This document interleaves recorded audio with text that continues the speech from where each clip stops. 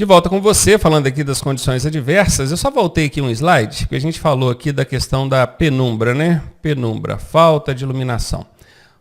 Nas provas do Detran, olha como é que ele é bacana, hein? Ele costuma usar termos pouco conhecidos. Você já ouviu falar sobre crepúsculo? Crepúsculo. Já, né? Naquele filme A Saga e o Crepúsculo. Esse crepúsculo é exatamente aquela condição em que o dia e a noite estão fazendo a transição ali. Tanto faz do pôr do sol quanto no nascer do sol. Também é usado muito comumente em prova o termo lusco-fusco. Lusco-fusco. Então presta atenção. Caiu lá, crepúsculo, lusco-fusco, você já sabe, é aquela transição do dia para a noite ou da noite para o dia. É a condição aqui de penumbra, onde a recomendação é você fazer a sua pausa para evitar ali de pegar justamente essa transição do dia para a noite ou noite para o dia. Guardou? Anota aí, hein? Condição tempo, clima. Aí vai entrar chuva. Chuva é uma questão de tempo. Quando fala tempo no sentido de clima, tá? Não é tempo de horas, não. Vento, está ventando demais. Professor, mas vento atrapalha? Tanto atrapalha que tem até placa para representar vento lateral. Ó. Nós falamos já, né, lá na parte de sinalização, nós falamos que quando tiver essa placa vento lateral, veículos mais altos, principalmente igual vans, combis, devem abrir os vidros para o vento passar pelo veículo e não balançar tanto ele, atrapalhando ali ou até comprometendo a segurança da dirigibilidade. Ali. Tem também a questão do calor. O calor, por exemplo, ele influencia muito caminhoneiros. O cara acabou de almoçar, aí a barriga cheia, entra no caminhão, aquele calorzinho, que vapor, o que acontece? Sono. Também a questão do frio, essa aqui mata os motociclistas. Né? Quando eu falo mata, no sentido assim, de arrebenta com os motociclistas. O motociclista que anda de moto, aí sabe, né? Tem determinado tempo que os dedos chegam a congelar. Você precisa mexer ali nos manetes de freio e embreagem, a coisa é complicada. Neblina, aqui ó, tem mais? Tem cerração, neblina e cerração. Nesses casos aqui, quais são os cuidados que o condutor deve adotar? Em chuva. Chuva, cara, começou a chover, você vê carro acidentado. Não sei o que acontece, parece que o pessoal não se toca. E o problema todo, vou falar qual é. É que, vamos lá, tem lá 10, 15, 20, 30 dias que não chove ou mais, tem um tempo que não chove. E aí começa a chover. Na hora que começa a chover, a pista, meu amigo, está cheia de resíduos. É borracha de pneu, é óleo que vai sair de escapamento de veículo, às vezes até pinga de motor, caixa de câmbio. É poeira, é folhagens, é areia. Imagina quando cai uma aguinha. Só a primeira água, só molhou, nem lavou ainda não, só molhou. Qual que é o problema? Vai deslizar. E o motorista não se toca. Ele está ali a 100 por hora com a pista seca, é uma coisa. De repente a pista fica escorregadia, que é justamente no início da chuva. E ele não baixa a velocidade bruscamente, porque o organismo da gente, ele acostuma com a velocidade. Se você está a 20 por hora, dirigindo dentro do perímetro urbano, 20, 30, 40, e de repente vai para a rodovia, quando você joga 60, você se dá por satisfeito. Pô, estou 60, estou andando bem. Agora, você já está lá na rodovia, andando a 100, você acostuma com a velocidade de 100. Para você baixar para 60, parece que você está parado. A sensação é essa. E aí o motorista não baixa a velocidade do jeito que precisava, que é de 60 para baixo. Não baixa. Ele baixa para 80, baixa para 90, fica até 70. Só que nessa velocidade, meu amigo, tu estiver acima de 60, com essa pista que acabou de molhar, cheia de sujeira, o carro desliza mesmo. E é naquele momento, no início da chuva. Depois que vai chovendo, a água vai lavando a pista molhada tem menos aderência que a pista seca, mas não chega a deslizar tanto conforme naquele primeiro momento da chuva. Então se liga nisso, tá? Outra coisa que acontece em período de chuva é a aquaplanagem, nós já vimos o espelho d'água, e também o empoçamento d'água nas laterais da pista. Quando você estiver dirigindo e começa a chover e formar aquela poça d'água que vai toda a vida ali na lateral da pista, você vai reparar, quando você estiver dirigindo, você vai perceber isso. Então, pelo banco do carona mesmo, você vê que os motoristas fazem isso. O que o pessoal faz? Ele tira o carro de dentro daquela poça d'água, óbvio, né? E no que ele tira o carro de dentro da poça d'água, e para ele poder continuar a viagem dele, o que acontece? Ele começa a pegar ali um pouquinho da contramão, às vezes passando com a roda esquerda em cima da linha amarela, não é? Um pouquinho ali, um pouquinho de nada. E ele vai, 70, 80 por hora, de repente surge um caminhão de lá para cá. Esse caminhão vai tomar toda a faixa de lá. O que o motorista precisa fazer? Voltar para a mão direção dele. Só que ele esquece da poça d'água. Ele teria que diminuir a velocidade para ele voltar. No que ele volta, as duas rodas que passam dentro da poça d'água, e as outras duas não, né? Porque as outras duas estão lá na pista, essas duas que passam dentro da poça d'água, elas dão uma resistência, a água segura e o carro rodopia. Ele rodopia com a frente para fora da curva e a traseira debaixo do caminhão. E é justamente o lado esquerdo do carro onde está o motorista. E o acidente acontece, e na maioria das vezes, com lesões graves ou até vítima fatal ali, que no caso o condutor. Pode pegar também quem está no banco de trás, atrás do condutor, né? O carro vai aqui, ó, de lateral esquerda, debaixo do caminhão.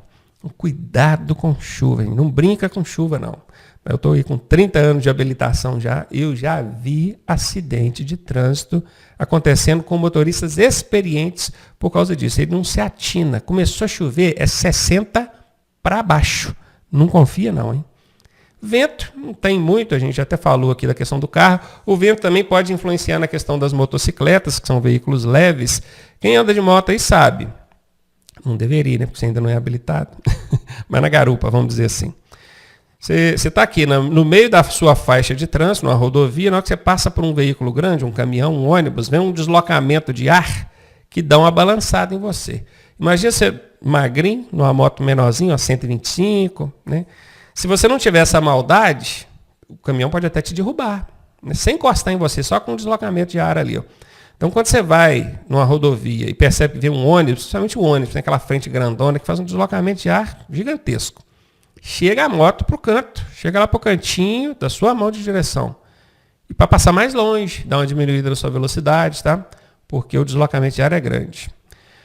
Calor, nós demos aqui o exemplo dos caminhoneiros, né, que batem aquela macarronada, rabada, feijoada, tudo que termina com ada, depois assume a direção do carro, aquele calorão do caminhão, né? E dorme. O frio, no caso, é os motociclistas. Aqui não tem muito o que correr, né? Usar agasalho, né, gente? Aquelas luvas de lã, só elas não resolvem, não. Porque o vento entra pelos buraquinhos ali.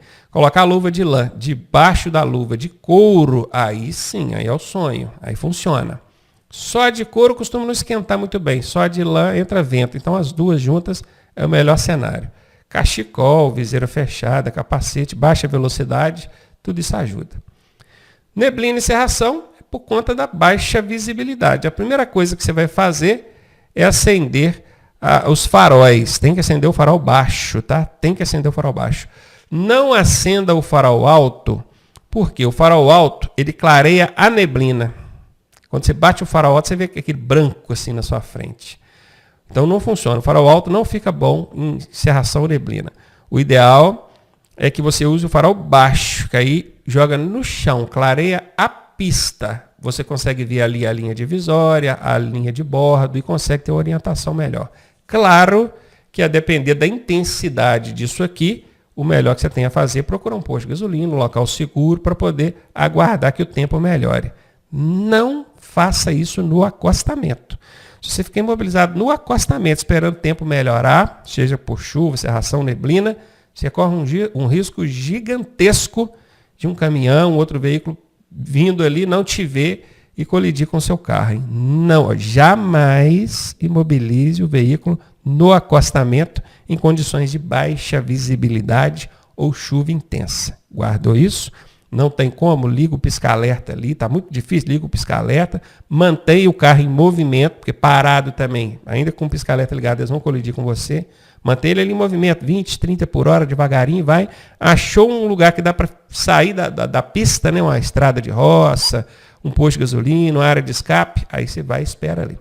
Condição adversa relacionada à via, à pista. Aí nós temos aqui alguns exemplos. Vegetação na pista, falta de acostamento, buracos, problemas de engenharia. Quando eu falo problemas de engenharia, é erro naquela sobreelevação que eu disse, né?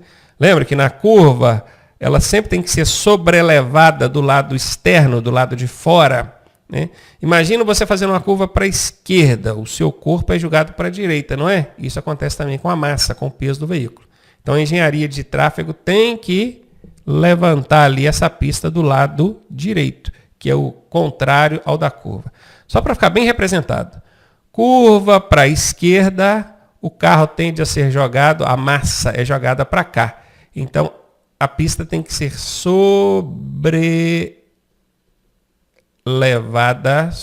elevada, né? O que eu fiz aqui? Sobre elevada. Aí. Do lado oposto ao da curva. Se está curvando para a esquerda, a sobreelevação tem que ser do lado direito. Se está curvando para a direita, a sobreelevação tem que ser do lado esquerdo. E no mais, gente, está dirigindo aqui em pista que tem vegetação, buraco, a coisa não está muito favorável, muita curva, não tem acostamento. Não tem o que fazer, né? Tem que diminuir a velocidade. Diminua tanto ao ponto de você ficar seguro de que se aparecer alguma coisa na sua frente, você consegue frear sem problema. Condição adversa do trânsito. Aí o trânsito pode ser congestionado, aglomeração de pedestres, intensidade de veículos pesados. E aqui, vamos ver aqui de congestionamento. Está muito congestionado, na verdade o risco até diminui. Porque não tem como o cara fazer muita coisa, né? Com exceção daqueles doidão que entra ultrapassando em qualquer lugar, em faixa de ônibus, de qualquer jeito, né? Porque pelo acostamento, tem gente que faz isso. Está congestionado, ele joga no acostamento e sai passando todo mundo, ultrapassando. Polícia pegar é gravíssima vezes 5, tá? Cuidado com isso. E quando acontece aglomeração de pedestres, aí tem que ver, né? Qual é a condição. Se não tiver um guarda de trânsito ali para regular o trânsito, você tem que diminuir a velocidade mesmo, lembrando que os pedestres são a parte mais frágil do trânsito. Então tem que dar a vez para eles. Intensidade de veículos pesados. Está dirigindo num trânsito onde tem muita carreta, muito caminhão, o tempo todo vai acontecer aquelas filas, né? Porque o caminhão anda mais devagar e às vezes você não consegue fazer a ultrapassagem na hora, aí vai formando ali fila de carro. Tem uns mais apressados que não conseguem esperar a oportunidade e entram ultrapassando onde não pode, colocando a vida dele e a dos outros em risco. Procure manter uma distância maior desses veículos de grande porte. E o motorista do veículo de grande porte também precisa ficar atento ao seguinte: esses veículos de grande porte precisam manter distância entre eles, de maneira que quem está num veículo menor, mais rápido, possa fazer as ultrapassagens intercalando na fila. Porque pensa, se tiver lá 3 carretas, uma coladinha atrás da outra, ou você entra ultrapassando as 3 de uma vez, ou você não vai ultrapassar nunca. Então não pode. Esses veículos de grande porte têm que manter distância entre eles. Tem que manter. A polícia deve ficar sempre atenta a isso. Se porventura pegar ali comboios, aglomerações de veículos de grande porte que não estejam dando espaço entre eles, permitindo que um automóvel possa intercalar na fila, tem que multar esses veículos, tá? Tem que manter espaço. Condição adversa do veículo. O que a gente encontra com o veículo? Má conservação, falta de manutenção. Acomodação inadequada da carga, passageiros alterados ou inquietos. Má conservação e falta de manutenção. Isso aqui é uma infração grave, tá? Toda vez que o seu veículo for encontrado com qualquer item de mau estado de conservação, a infração vai ser grave. E lembrando que, a depender do caso, o veículo não vai sair do local, porque ele fica retido até a regularização do problema. Em alguns casos, se o policial, quem estiver fiscalizando, entender que dá para liberar o veículo para ir ali na oficina, ou ali próximo, que não oferece risco, né? Para fazer essa manutenção, ele recolhe o documento ou lança uma restrição no sistema, né? Dizendo que esse veículo foi liberado para fazer lá o devido reparo e então voltar. Mas a multa é aplicada, tá, gente? A multinha vai ser aplicada, não esqueça disso não. Acomodação inadequada da carga. Isso aqui vale para qualquer veículo. De vez em quando eu vejo uns vídeos na internet aí, caminhão parado, tombou. Por quê? Porque a carga ficou mal inadequada. Para começar, estava muito alta, né? E concentrada de um lado só. Caminhão baú, cara, é danado para acontecer o seguinte: eles enchem o baú. E aí, quando o baú está cheio, o peso está bem distribuído. Só que conforme ele vai parando para fazer as entregas de uma cidade em outra, ele vai esvaziando a parte de trás do baú e não distribui a carga não, deixa ela toda lá no fundo, lá na frente. Sobrecarrega a frente e a traseira perde peso, perde aderência. Esse carro tende a desgarrar a traseira, ser jogado para dentro da curva e aí aconteceu um acidente, né? É aquilo que a gente viu aquela hora, né, da transferência de massa. Acontece também com motociclistas. Eu já vi um motociclista botar ali um saco de algum material granulado na traseira, um saco de milho, um saco de feijão, um saco de arroz, um fardo de arroz.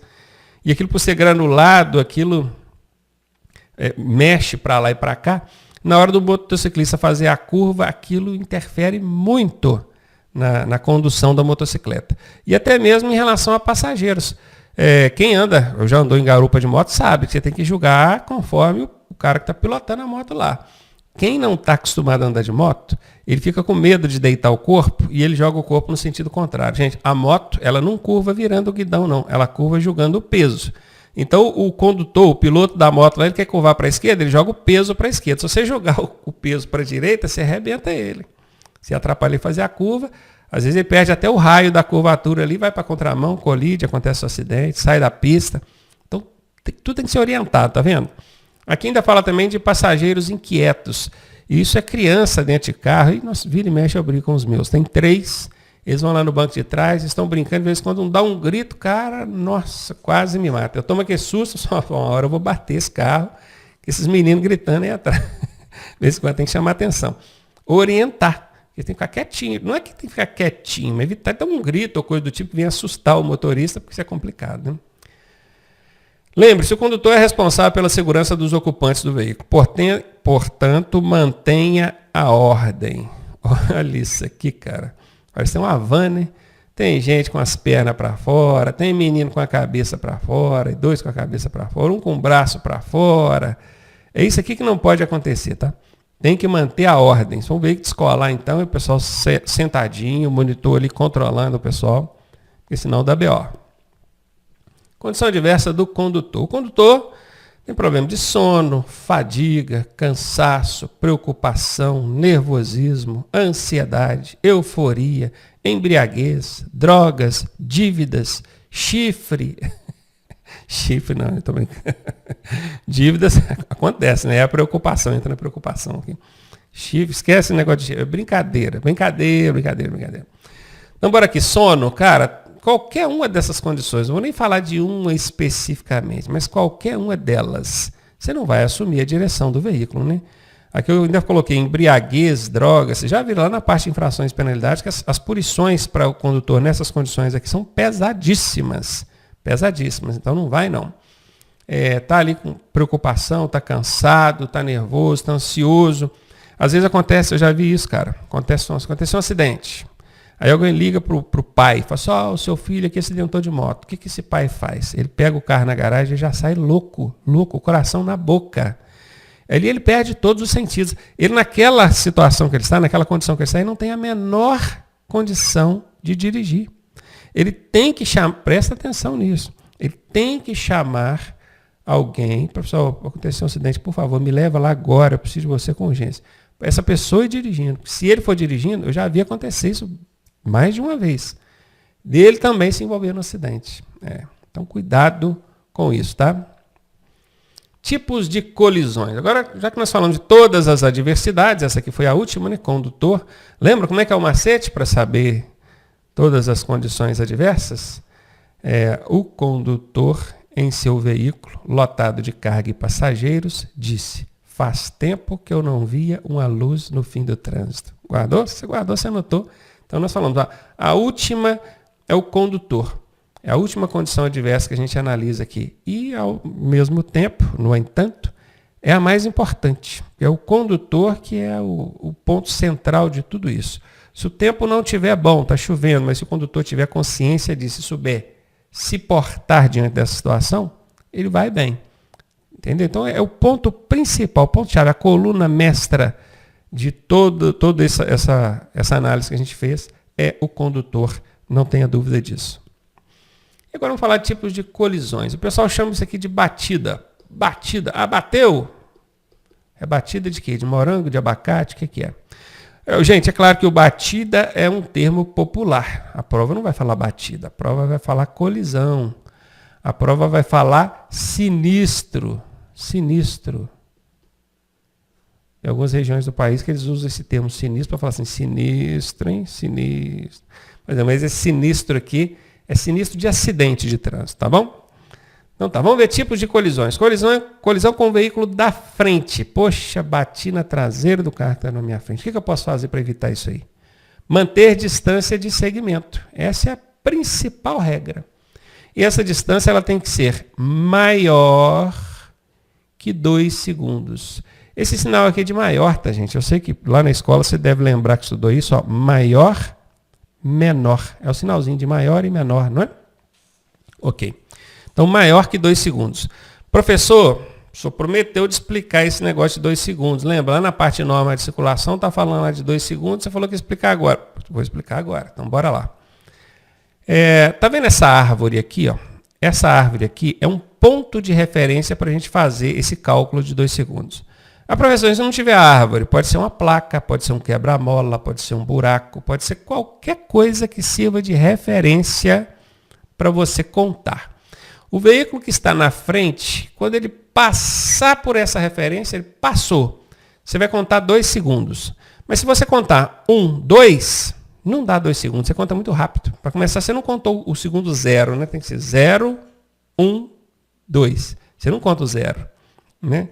Então, para não ter erro, recomenda-se que você conta 51, 52. Assim, você dá o tempo certinho de 2 segundos. Por isso que aqui está escrito 51, 52. Tá? Se cair lá na prova, conta 1001, 1002. Às vezes o aluno não entende, mas por que 1001, 1002? Por quê? É só porque se ele falar 1, 2, ele conta muito rápido. Então, quando ele aumenta esse número, 1001, 1002, 51, 52, 151, 152. Tá vendo? Ele acaba dando o tempo certinho do 1 segundo. Você não pode passar por essa referência antes de contar os 2 segundos. Se você contou ali 1001, aí no 1000 você já passou pela árvore também, não deu os 2 segundos. Tem que contar 1001, 1002 para depois passar pela árvore. Se passou antes, dá uma freadinha, aumenta a distância e tal. Professor, mas quando eu quiser ultrapassar, eu posso aproximar da traseira dele? Acho que menos que 2 segundos não precisa. Você pode esperar a oportunidade, na hora que surgir a reta lá, você dá a seta, vai para a esquerda e aí você vai fazer a aproximação pela faixa da esquerda. Não aproxima aqui da traseira, não, porque se ele der uma freadinha, qualquer coisa lá, você colide na traseira dele, tá? Detalhe, esses 2 segundos em tempo bom, condições favoráveis. Lembra essas adversidades que a gente falou agora há pouco? Luz, tempo, estrada, trânsito, veículo, motorista? Se tiver qualquer uma dessa adversidade prejudicando a dirigibilidade, dobre esse tempo, tá? Dobre. Por exemplo, está dirigindo uma carreta com uma carga muito pesada. É 2 segundos você vai manter? Não, é 4. Tá? Está sob chuva, cerração, neblina? 4 segundos. Dobre essa distância. Entendeu como é que funciona o lance dos segundos aqui? É como numa corrida de Fórmula 1. O veículo da frente passou, o segundo passou tantos segundos depois do primeiro. Você já viu corrida de Fórmula 1? Não fala tantos metros. Passou o Schumacher, tantos metros depois passou o Rubinho Barrichello. Não. É tantos segundos. Porque ele tem uma linha de referência, que é a linha de chegada. Então, aquela linha, passou o primeiro, abre a contagem. Aí vê quanto tempo que o outro demora para passar também. Então, a distância de segmento ela é calculada em tempo e não em metros. Observar o trânsito à frente do veículo que o precede. Precede, nós já vimos essa palavra anteriormente, hein? É o contrário de quê? De segue. Se eu falo que alguém te segue, você sabe que alguém está vindo atrás de você. Se eu falo que alguém te precede, é alguém que está indo na sua frente. Então, o que você vai fazer? Como é que você vai observar o trânsito lá na frente do veículo que te precede? Olhando pelos vidros dele. Por isso que o carro não pode ter um insufilme muito escuro. O dono do carro que quer colocar um insufilme, ele pensa assim, mas eu estou aqui dentro, eu estou enxergando perfeitamente lá fora. Mas e os outros? Como é que os outros vão ver através do vidro do seu carro? Sacou? Por isso que não pode. Professor, mas quando for um caminhão, uma carreta, aí você posiciona-se lateralmente, de modo que você consiga ver de lado ali, e não através desse veículo. O importante é que você esteja atento ao que acontece lá na frente, para você antecipar que ele vai dar uma freada, que ele vai mudar a direção, coisa do tipo. Ficar atento aos sinais emitidos pelo veículo da frente. Olha, esse motorista aqui está vendo o carro da frente dando seta. Não sei se na imagem vocês conseguem ver, mas o carro da frente aqui está dando seta. Ó. Se ele está dando seta, o motorista de trás já dá uma segurada, porque ele quer fazer alguma manobra lá. Deixa eu ir mais longe, né? Ok. Colisão com o veículo de trás. Agora é alguém batendo na traseira do seu carro. O que você pode fazer para evitar que os outros colidam na traseira do seu carro? Primeira coisa, não parar bruscamente. Cara, eu já fiz isso. Eu já errei. Todo mundo erra. Eu estava com uma pessoa do meu lado aqui, isso há muito tempo, uns 20 e tantos anos atrás, mas nunca mais eu esqueci. Eu estava passando por um determinado local, a pessoa, para. Eu pisei no freio, não olhei retrovisor, não olhei nada, pisei no freio, veio um motociclista atrás, cara, ele chegou a encostar na traseira do carro, só encostou, que conseguiu frear e parar. Mas ele me chamou de todos os nomes mais lindos do mundo, você sabe disso, né? E com razão, eu só pude falar para ele assim, cara, desculpa, pelo amor de Deus, me desculpa, fiz besteira. Então não pare bruscamente, independente do que for, a não ser, obviamente, numa situação de risco iminente. Uma criança entrou atravessando na frente. Você vai atropelar a criança ou os outros vão bater na sua traseira? Aí o dano menor é o do carro, né? Deixa bater na traseira. Felizmente, você não parou bruscamente porque você quis, é porque foi forçado a fazer isso. Facilitar a ultrapassagem. Gente, para os outros não bater na traseira do seu carro, é só não ter carro atrás de você. Como é que você tira os carros de trás de você? Incentivando eles a te ultrapassar. Isso é a coisa mais lógica do mundo, mas parece que os motoristas não se atentam a isso. Ou então estão ali pensando que estão brincando de joguinho, que não quer ser ultrapassado. Gente, eu tenho pânico de gente andando colada atrás de mim.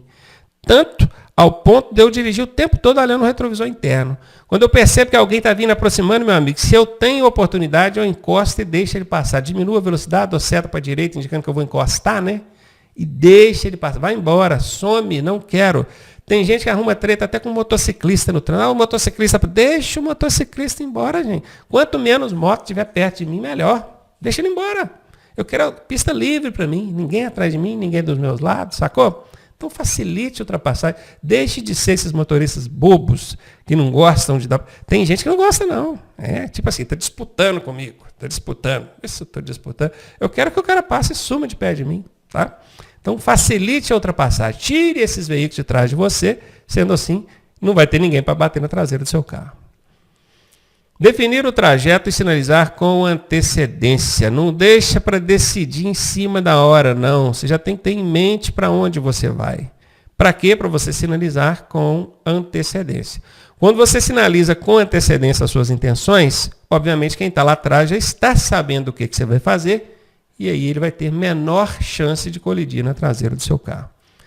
Uma coisa, esse lance de quem bate atrás está sempre errado, isso é fake, tá? Isso é mito. Não é assim que funciona, não.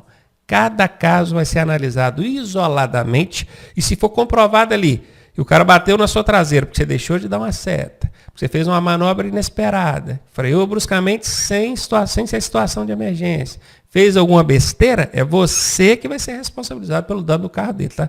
Esse lance aí que os motoristas carregam há muitos anos e de que embaixo na traseira está sempre errado, isso é mito, não caia nessa.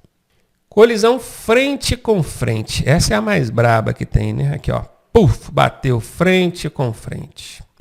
Isso aqui acontece muito nas ultrapassagens, cara. Muito. Nesse caso aqui, a ultrapassagem foi feita em local proibido. Vocês devem perceber que a linha, ou as linhas, né? Porque aqui nós temos duas, que dividem o fluxo, tanto de um lado quanto de outro, ela é contínua. Se ela é contínua, ninguém podia ultrapassar aqui. Alguém fez besteira e aconteceu a colisão.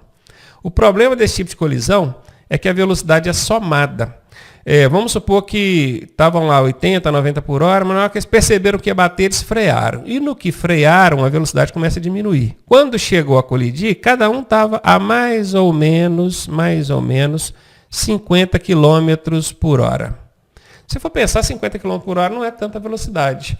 Só que cada um a 50 por hora, isso aqui é vezes 2. Então vai dar um impacto de 100 km por hora. Aí, meu amigo, O impacto de 100 km por hora equivale a uma queda de acho que 11º andar de um edifício. Qual a chance de você sobreviver? Pequena, não é? Mínima. Então, cuidado com isso, tá? Entrar nas curvas em velocidade moderada. Acontece muita colisão frontal nas curvas também. O cara entra correndo, aí ou ele pisa no freio, né, e corre o risco de perder o controle da direção e vai para a contramão e colide. Ou então ele precisa entrar cortando um pouco ali da contramão, comendo faixa, né, para poder conseguir curvar e colide também. O excesso de velocidade em curva é problema. Não freie dentro da curva, freie antes. Se de tudo não tiver jeito, precisou de frear dentro da curva, faça isso freando devagar. Não pisa no freio com força não, porque acontece aquela transferência de massa que a gente estudou agora há pouco. Sobrecarrega o eixo dianteiro, o traseiro fica leve, esse carro desgarra a traseira, você perde o controle e colide. Respeitar os limites de velocidade da via e das condições. Se está chovendo, se tem muita gente, se tem veículo pesado, se tem aglomeração de pessoas, tudo isso tem que ser observado. É um dos acidentes mais violentos, pois a força do impacto corresponde à soma da velocidade dos dois veículos, que é o que aconteceu aqui, né? Um estava 50, o outro também estava 50, virou 100 km por hora e o impacto é violento. Colisão nos cruzamentos. Reduzir a velocidade antes de transpor o cruzamento. Eu falei isso anteriormente, lá na parte de normas de circulação, eu falei isso com você. Até quando o sinal está verde para você, você tem que dar uma diminuída na velocidade. Se você estiver vindo na velocidade um pouco mais alta, né, gente? Se você já está devagar, você vai diminuir mais, você vai parar o trânsito, né? Não precisa. Mas não chega naquela confiança, tipo assim, eu estou a 50, 40, 50 por hora, o sinal está verde, eu entro passando. Não. Porque os acidentes nos cruzamentos semaforizados acontecem porque alguém avançou o sinal vermelho. Uma hora alguém vai avançar e se você não tiver em velocidade moderada, reduzida, de maneira que você consiga parar o seu carro, a colisão vai acontecer. Ah, mas ele estava errado, professor. Vai morrer errado, né? Você vai morrer errado. Seu carro vai ficar todo destroçado. Olha, você vai morrer certo, né? Falei, você vai morrer certo. Seu carro vai ficar todo destroçado, você certo. É melhor ser feliz do que ter razão, né, gente? Pensa aí comigo. Olhar para os dois lados, claro, porém, você vai olhar primeiro para a esquerda. Aproximar-se com o pé no pedal do freio. Por que eu tenho que aproximar do cruzamento com o pé no pedal de freio? Porque quando você vê o perigo, até você tirar o pé do acelerador e levar no freio, demora quase 1 segundo. E esse quase 1 segundo, o carro percorre alguns metros. Se você já está com o pé no freio, você simplesmente aperta. Então você já tira esse tempo perdido, o carro não percorre nada. Aliás, percorre só o suficiente para ele parar, né? Então é isso. Já aproxima com o pezinho. Precisa apertar o freio? Não. Só vai com o pé no freio. Fica com ele posicionado ali. Qualquer coisa que acontecer, já aperta. Sacou? 1/3, guarde isso, hein? 1/3 de todos os acidentes de trânsito acontecem nos cruzamentos. 1/3 é o mesmo que aproximadamente 33%. É 33,33363. É aproximadamente 33% dos acidentes. De cada 3 acidentes, 1 acontece nos cruzamentos. Aí você pensa assim, então acontece até pouco acidente. Porque 2 não acontecem no cruzamento, mas só que você tem que N outras situações. Todas as outras situações acontecem 2 acidentes. E só nos cruzamentos acontece 1. Não é? Ou seja, 1/3 é muito. 33% acontece só na situação de cruzamento é muito. Isso acontece porque o cara não tomou esses cuidados aqui, ó. Não chegou com o pé no freio, não diminuiu a velocidade, não olhou primeiro para a esquerda. Daqui a pouco vocês vão entender por que tem que olhar primeiro para a esquerda. Eu vou explicar daqui a pouquinho. Aguenta aí. Ele foi fazer a conversão, fez a conversão pegando contramão, colidiu. É sempre nos cruzamentos. Sempre não, né? 1/3 das vezes acontece nos cruzamentos aí. Colisão nas ultrapassagens. Observar as condições de segurança aí envolve espaço e visibilidade. Só ultrapassar em locais permitidos, esse aqui não é um bom exemplo não, né? Dá uma olhada nas linhas divisórias aqui, ó. Ele está ultrapassando em local proibido. Qual a infração que ele está cometendo aqui? É uma gravíssima. A multa vai ser de quase R$ 1.500, porque eles pegam aquela multa de R$ 293 e multiplicam por 5. Fica uma multa de quase R$ 1.500. Manter distância lateral, quer dizer, na hora que ele estiver fazendo ultrapassagem, ele tem que dar uma distância, não pode passar coladinho quem está aqui não. Principalmente quando quem estiver aqui for um motociclista, tá? Os motoristas normalmente não respeitam muito motociclistas não. Eles jogam para ultrapassar e passam pertinho do motociclista, o motociclista que tem que se virar e vir para o canto aqui. Faz isso não, tá? Mantenha a distância lateral de segurança. Deixar de manter a distância lateral aqui, na hora da ultrapassagem, é uma infração grave. 5 pontos, nós já aprendemos isso. E aproveitar aqui para explicar aquele forçar passagem. Né? Forçar passagem. O forçar passagem é outra infração. Essa gravíssima aqui, vezes 10. Por que ela é vezes 10? Vou explicar como é que funciona. O forçar passagem é quando vem alguém de lá para cá. Perceba que aqui o camarada está fazendo a ultrapassagem no local proibido, mas não vem ninguém de lá para cá. Então é gravíssima vezes 5. Se vier alguém de lá para cá, e esse alguém precisar de chegar para o acostamento aqui para não colidir, e certamente vai ter que chegar para o acostamento, né? Aí é forçar passagem. É gravíssima vezes 10, cuidado com isso. E o forçar passagem, cara, o curioso é que ele acontece até quando a linha é contínua. Às vezes a linha aqui é pontilhada. Quando a linha é contínua, não, né? Quando a linha é pontilhada. Às vezes a linha aqui é pontilhada, né, que é aquela tracejada assim, ó, que permite você ultrapassar. Só que se vem alguém de lá para cá, você não vai entrar ultrapassando, né, gente? Então, se vem alguém de lá para cá e você entra ultrapassando, mesmo com a linha pontilhada, caracteriza o forçar a passagem do mesmo jeito, tá? É gravíssima vezes 10. Polícia está de olho nisso aí. Hein? Colisão misteriosa. Por quê? Porque ele é um mistério. Né? Olha para esse carro aqui. Explica para mim como é que essa caminhonete veio parar aqui em cima dessa árvore. É um mistério. Essa colisão misteriosa, sinceramente, eu não vejo muito sentido em explicar isso e nem perguntar isso em prova, mas o Detran insiste em perguntar isso em prova. Então, bora ver. Envolve apenas, presta atenção nisso, hein? Apenas um veículo. Um veículo.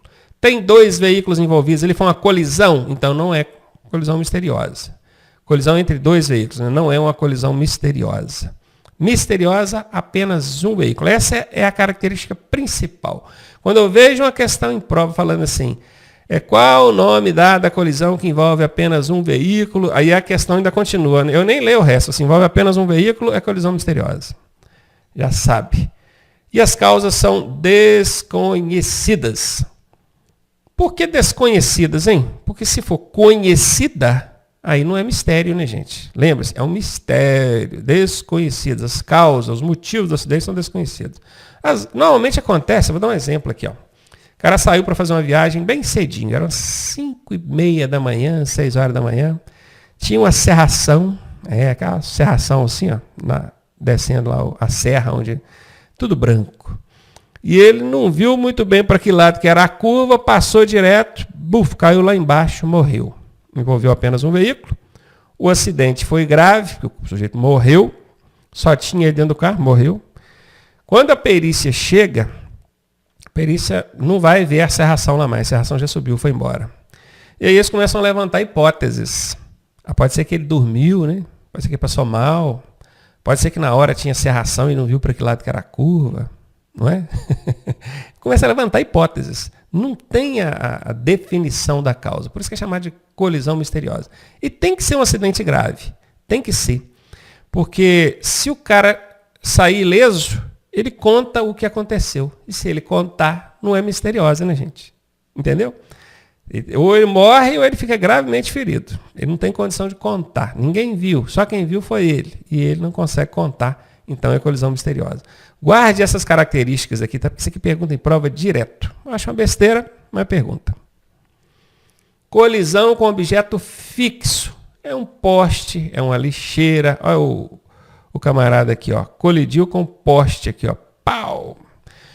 Quase sempre a culpa é exclusivamente do condutor. Claro, né, gente? O poste não atravessou na frente dele, não. A não ser que ele tenha desviado de uma criança que entrou atravessando ou alguma coisa do tipo, aqui foi descuido dele mesmo. Certamente devia estar mexendo no celular ou no som, ou olhando alguma moça bonita que estava passando, não conseguiu, não prestou atenção, colidiu com o poste. As causas como falta de atenção, E às vezes é excesso de velocidade também, né? Vem correndo demais, perdeu o controle, colidiu com um objeto fixo. Não precisa ser um poste, não, tá? Pode ser uma mureta, uma coluna de um viaduto, qualquer coisa. Muito comum em condutores alcoolizados ou com sono. Acidente agora envolvendo ciclistas. Respeite a distância lateral de segurança de 1,5 m do ciclista, gente. Lembrando que desrespeitar isso aqui é uma infração média, 4 pontos no prontuário do condutor. Também ciclista. Procure andar um atrás do outro, tá? Não é um do lado do outro, não, tá? É errado também ciclista andar um do lado do outro. Nesse caso aqui não está um atrás do outro, não, tá, gente? Aliás, não está um do lado do outro, não. A imagem parece que está um do lado do outro, mas está não. Esse primeiro aqui ele está mais para trás do outro.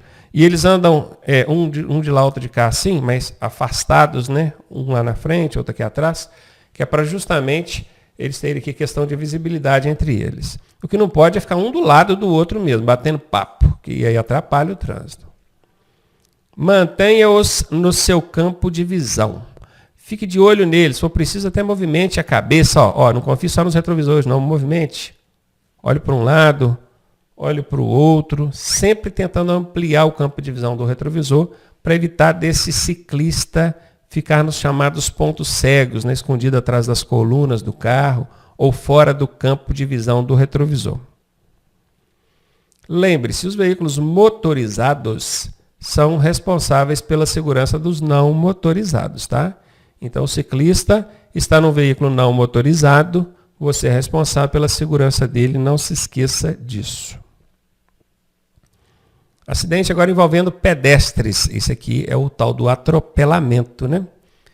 Todos os veículos são responsáveis pela segurança dos pedestres. Quando aqui fala todos os veículos, aí já inclui as bikes também, né? No slide anterior nós falamos que os motorizados são responsáveis pelos não motorizados, ou seja, os automóveis são responsáveis pelas bicicletas. Agora aqui não. Aqui até as bicicletas são incluídas nessa responsabilidade aí. Elas são responsabilizadas também pela segurança dos pedestres. Dê sempre a preferência aos pedestres. Olha o que a direção defensiva fala. Ela fala dê sempre a preferência aos pedestres. Não é bem assim. Nós vimos lá na hora que a gente estava estudando a norma de trânsito, a lei, que tem vezes que o pedestre não vai ter a preferência. Por exemplo, quando o sinal está verde para os veículos. Se o pedestre entrar na sua frente, beleza, dê a passagem para ele. Mas dá sempre a preferência, eu não concordo legalmente. Então, se você está respondendo uma questão de legislação, não é sempre que o pedestre tem a preferência, não. Agora, se você vê que a questão é de direção defensiva, viu? A direção defensiva faz o quê? Abre mão da razão, do direito, com vistas à segurança. Não é mesmo? Então, a conversa já muda. Por isso que aqui fala dê sempre a preferência. Seja educado, gentil e cortês com os pedestres. Respeite a faixa de segurança, que é a faixa de pedestre. Contudo, seu pedestre, preste atenção, porque isso aqui não é faixa, não é um tapete vermelho, igual você está imaginando, não. Está até na cabeça dele, ó. A imaginação dele é um tapete vermelho. É claro que o motorista deve parar, deixar você atravessar, mas procure não permanecer na pista. Tem pedestre que abusa, faz hora, né? Na hora que percebe que você parou, ele até diminui a passada. Tipo assim, estou num tapete vermelho. Não faça isso, não. Isso acaba criando uma rixa, uma disputa ali, um mal-estar entre os condutores de veículos e pedestres. Lembrando, gente, que eu sou motorista, mas eu sou pedestre também. Você, por enquanto, não é motorista, vai tirar a sua carteira, mas você é pedestre também. Então, coloque-se no lugar dos dois, tá? Ora você é motorista, ora você é pedestre, ora você é passageiro. Então, tem que ter essa sensibilidade para, no final, o trânsito ser mais harmonioso e funcionar bem para todo mundo. E marcha a ré. Acidentes envolvendo marcha ré, eles podem ser evitados. Evite manobras de marcha ré. Tem gente que adora fazer uma marcha ré. E se tiver 5 maneiras de fazer uma manobra, e só uma delas envolver a marcha ré, ele vai optar por fazer a marcha ré. Tem gente que gosta de uma marcha ré. Gosta. Eu não sei que atração é essa que o motorista tem para marcha ré. Tem a praça ali, em vez de contornar a praça, não, ele quer manobrar no meio da rua, fazendo marcha ré, atrapalhando o trânsito, correndo risco de colidir com outro carro, passar em cima de um menino que está ali atrás, um idoso. E tem gente também, tem pedestre também que não pode ver uma luz de ré acesa que já vai enfiando atrás, né? Parece que tem um imã. A pessoa viu que o carro está fazendo marcha ré, ela deixa eu entrar na frente dele que vai fazer uma marcha ré. Aí vai entrar atrás. Olha o perigo, não é? Então evite manobras de marcha ré.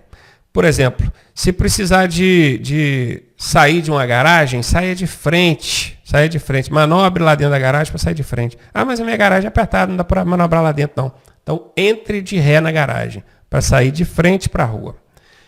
Não se aproxime de esquinas utilizando marcha ré. Tem gente que entra na esquina fazendo marcha ré assim para manobrar. Erradíssimo. Ainda costumam fazer isso em carro grande, ainda caminhão, ônibus, sem manobrista ainda. Não vou nem comentar, né? Cuidado com crianças e pequenos objetos que possam estar atrás do veículo, fora do seu campo de visão.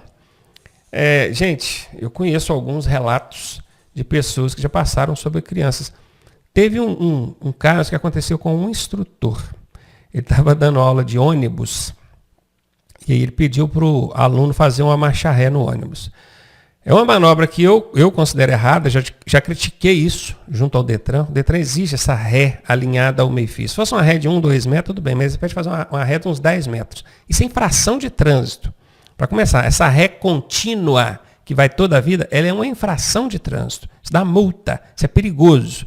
Mas o Detran continua insistindo em fazer essa manobra. O meu sonho é que um dia a ficha caia e eles percebam que estão induzindo os outros, estão formando condutores fazendo manobras erradas.